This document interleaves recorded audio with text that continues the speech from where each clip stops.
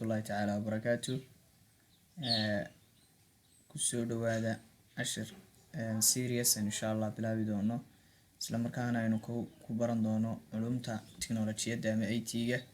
inoo ka bilaabi doono basicska computer basicska waxa la yiraahdo ugu hooseeyo Microsoft Office-ka inagoo isticmaali doono insha Allah waxyaabahan isticmaali doono waxa kamid ah waxa la yiraahdo Microsoft Office 2019 oo ah version ugu dambeeyay isla markaana bal idin tusi doono tricks fara badan oo leeyahay Microsoft Office-ku waxyaabaha loo isticmaalo waana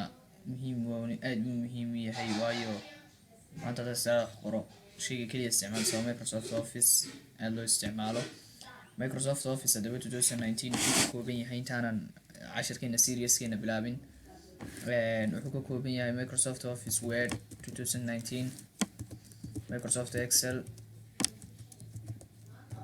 2019 Microsoft PowerPoint 2019 Microsoft Office Publisher iyo Microsoft Access 2019 waxaa jira Outlook baa la socda laakiin Outlook waxa aad u muhiim ugu sii baahnin laakiin muhiimadu waa intan waxaynu aad ugu sii baahanahay ka waxa loo isticmaalaa Microsoft Office Word for text editing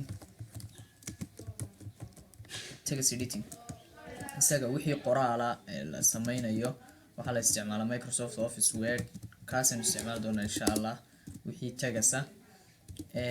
wixii for all calculations waxa la yiraahdo ama xisaabaad oo dhan waxaan isticmaali doonaa insha Allah Microsoft Excel baan isticmaali doonaa insha Allah wixii calculation oo dhan PowerPoint wixii slides ama presentations magaciisa kale waxa la yiraahdaa presentation waxa la wixii soo jeedin oo dhan waxaan isticmaali doonaa baalka la yiraahdo Microsoft PowerPoint Publisher baa jira Microsoft Publisher insha Allah isaga waxaan isticmaali doonaa wixii shahaadooyina cards shahaadooyinkii iyo iyaguna abahay certificates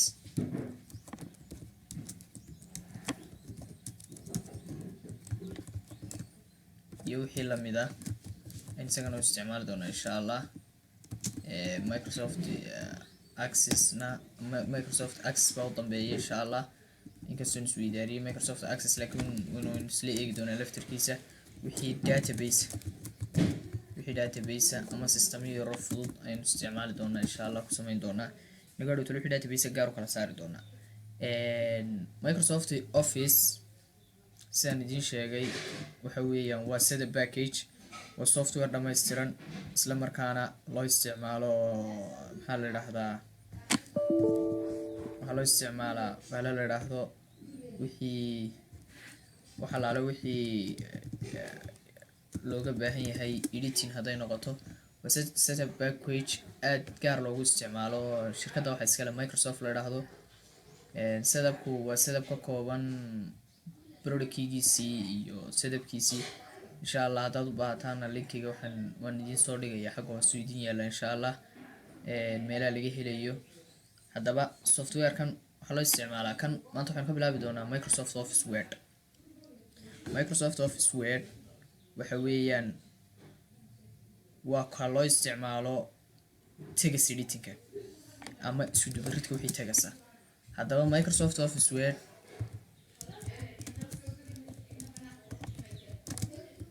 Word 2019 muxuu kaga duwan yahay kuwa kale muxuu yahay shaqadiisa guud ee uu qabtaa maxay tahay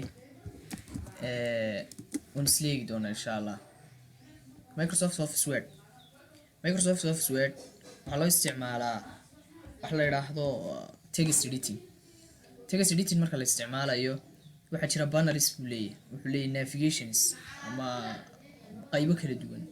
isla markaana inuu section walba isu taagi doona eegi doona bal sub contents ka kooban yahay section walba contents ka kooban yahay isleegi doona insha Allah suppose maanta waxaan bal isku dayeynaa inaynu in badan cover garayno waxa la yiraahdo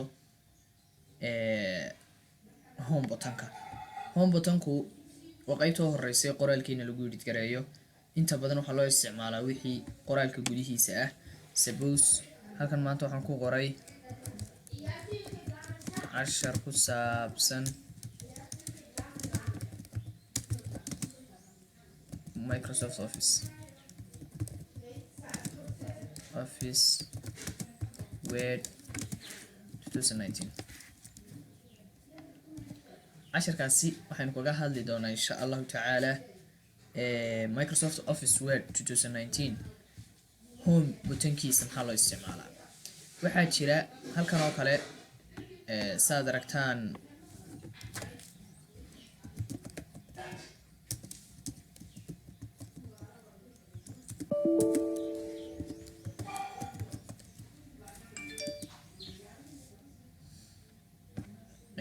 insha allah halkan oo kale waxaa loo isticmaalaa saad aragtaan waxa weeyaan waxaa loo isticmaalaa faraha kala duwan aan isticmaali doono. Suppose waan highlight garaynaya haddaan doonayo meeshan u baahanahay waan highlight garaysanayaa markaan highlight garaysto fartaydii intan doonayaan ka dhiganayaa. halkan aan tegayaa, halka calibri ku qorantahay ayaan furayaa, waxaan leeyahay farteen ka dhigtaa faralaale fartan total markaa ka dhiganaya. Suppose waad aragtaan farahan way kala duwan tan oo kale aan ka dhigtay. sizekeedu waa kan, halkan aan size ka bedelayaa number 26 zero symbol ah. waxaad isticmaali kartaa aarowyada eeda dusha sare xabada ku leh iyo tan xagga hoose ujeeda. labadan aaro waxay ku kala duwan, midna way weyneynaysaa midna way yaraynaysaa. Suppose waxaan doonayaa wax la yiraahdo fari inaan kala duduwo oo macnaha nidaam baa jira. Suppose halkan aan tegay fartan oo kale waxaan ku qoray Office, waxaan rabaa inay ooda hore weynaato. waxaan tegayaa isla halkan aan tegayaa saanaan leeyahay, halkaasaan furaya halkaa markaan furo waxaan leeyahay sentence case baan ka dhiga xarafka horeeya weynaya ma wada yareeyaayo. intaan halkan istaago gidigooda ka wada dhigaa waxda yaryar maya ka daayo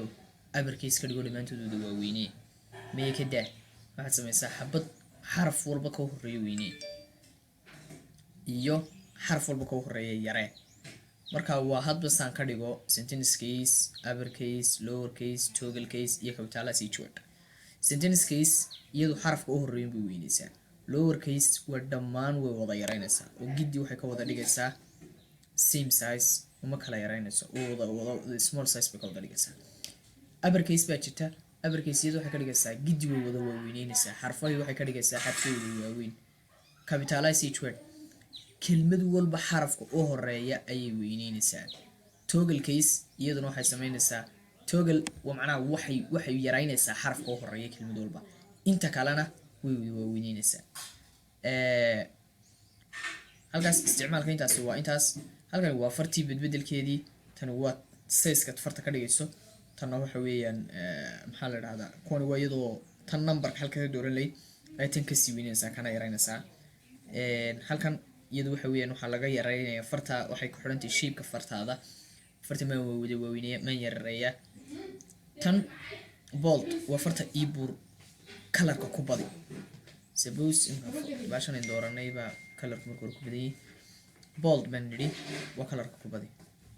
bold waa colorka ku badi. bold italic waa chief waxa weyn waa farta size waxa weyn farta decoration keedii waa farta kolle in la chiifiyo kolle in la baxaleeyo. okay underline kan underline baa la dhahdaa. underline ka laftirkiisa sideen uu sameyn karaa saan oo kale ka waran dhibca uga dhigo haddaan line-ka adag ka dhigo macnaha waxa weyn line hoose u samee xariijin hoose u samee hadba waxay ku xiran tahay anu kaan doorto. haddaba intan waxa la isku dhaahdaa halkan waxa weeyaan colorka ka dambeeya farta